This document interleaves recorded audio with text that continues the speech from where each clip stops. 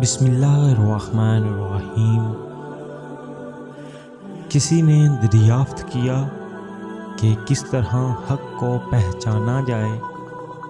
فرمایا، اندھا، بہرا اور لنگڑا بن کر،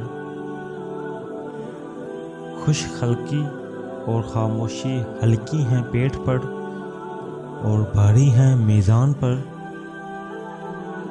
کسی نے کہا، متکبر کس کو کہتے ہیں؟ فرمایا، جو شخص تمام عالم میں اپنے سے زیادہ کوئی چیز خبیث سمجھے۔ برے اعمال اللہ تعالیٰ کے ساتھ صریح دشمن کے مترادف ہیں۔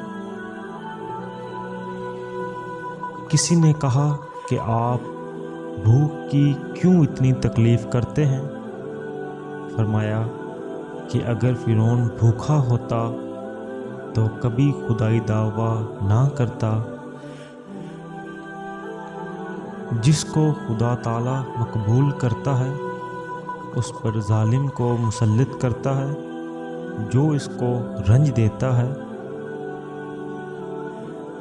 معرفت یہ ہے کہ تم مخلوق کی حرکات و سکنات کو بواسطہ خالق جانے۔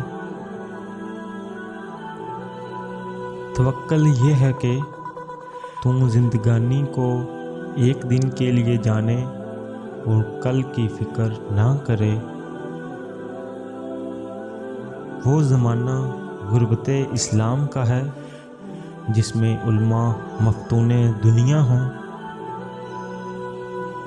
جیسا تم خدا کو کل کے لیے چاہتے ہو، تم آج اس کے لیے ویسے بن جاؤ۔